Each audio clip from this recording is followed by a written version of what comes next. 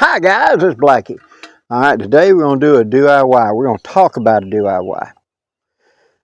That's these are pot hooks. We all know about pot hooks, right? They're used for hanging, suspending a pot over a fire.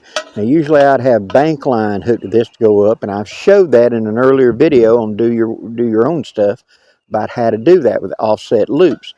And this works really well for that. Now this is where I'm going to have a permanent set where I'm going to lift the pot off.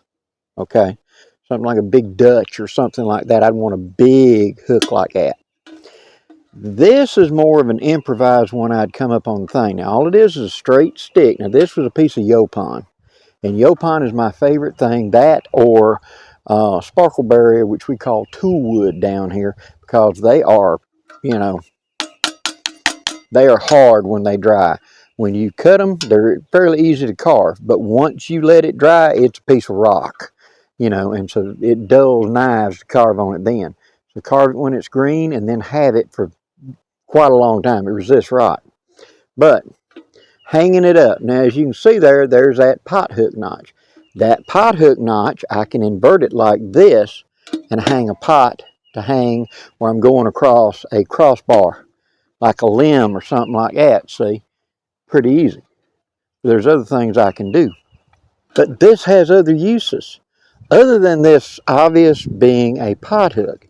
Now this one has the centering up actual pot notch. So when I do it like that, and you would hang it onto the end, it could actually swing because you'd have a little divot. Now this would be a crossbar coming up, propped up on something that you would hook onto and be able to hang the pot off of it that way.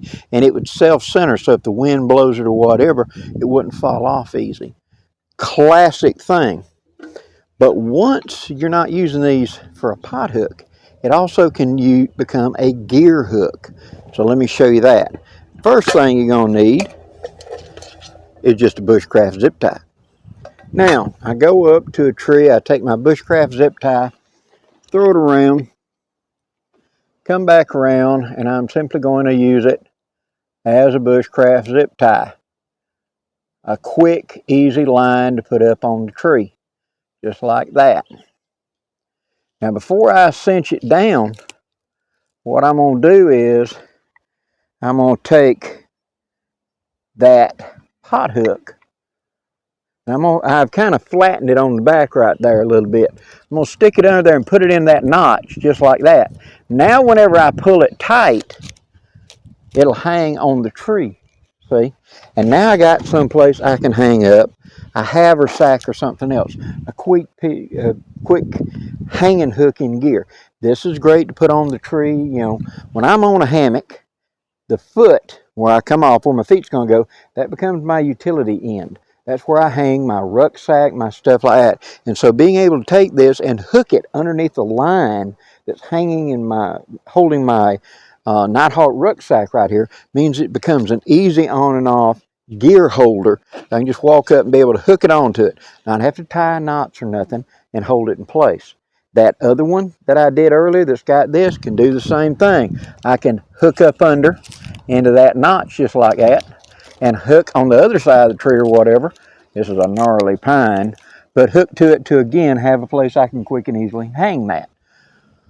Also, what this can be used for pretty easy is whenever you've got a Ridgeline up under your tarp, especially in rainy conditions where I want to be able to hang up, you know, a piece of gear underneath that instead of tying it to my Ridgeline. Let's say this is a Ridgeline run across. I can just hook that on there and have something to be able to hook gear on and off quickly and easily. It works as a pot hook. It works as a gear hook. It works as several different around camp jobs. Now, carving one of these, all you need to do is find yourself a stick that has got a pre-existing limb coming off of it. So that was the orientation, and that was the orientation of this one when it was on the tree. Cut it off at whatever desired length you want. Trim it up, strip the bark off of it. If you're going to do yourself a short little nub or something, cut it off smooth so it's not going to split out or something. And make sure that this saddle is deep enough. Now this is what I'd want to hang a big heavy Dutch oven on. You'll see how big that saddle is right there, how substantial that is. It's not going to want to split. And any kind of limb joint is inherently kind of brittle and it wants to split out. So I want to make sure that it's something big enough that can handle the load. Okay. Next, I've decided this is going to be a light, small bush pot holder. So it was made smaller. You can use just a plain old pocket knife. And a pocket knife or something with a narrow blade is actually better than a belt knife to create this hook. And all you're going to do is you're going to compare, you're going to form an X, and then you're going to carve down an N. And you see a small blade like this, how easy it goes down in there.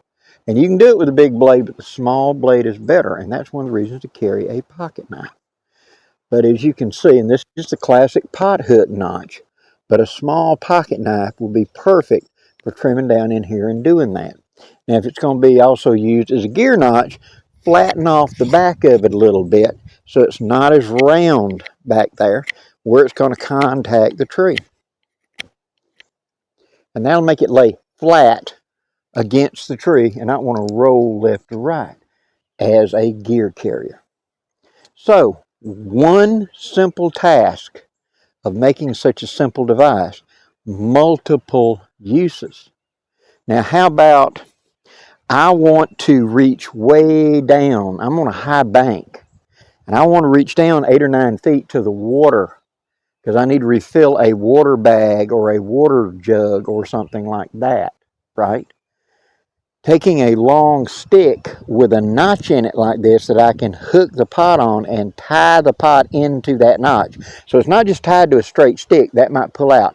But I've got a notch where I could take, let's say a canteen and lay the canteen on the stick like, see how that nub's on the bottom, and tie it so I could reach down and stick that canteen underwater to fill it up and then bring it back up because I can't get from the top of the bank down to the water. It's too steep, but that's my only water source. It gives me another hook.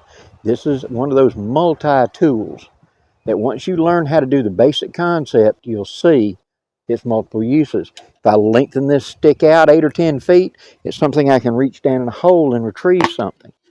Or reach up and hook and pull down a limb to get the fruit or things like that.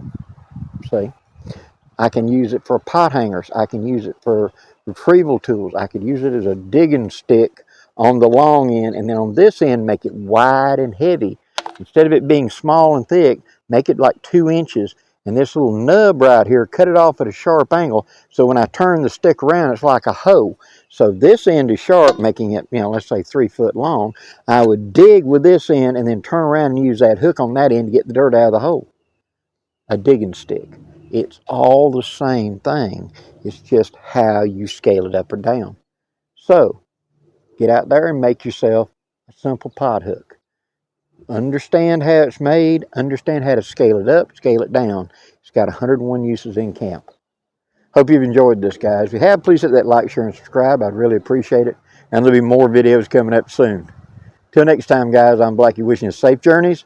Have a great day, guys.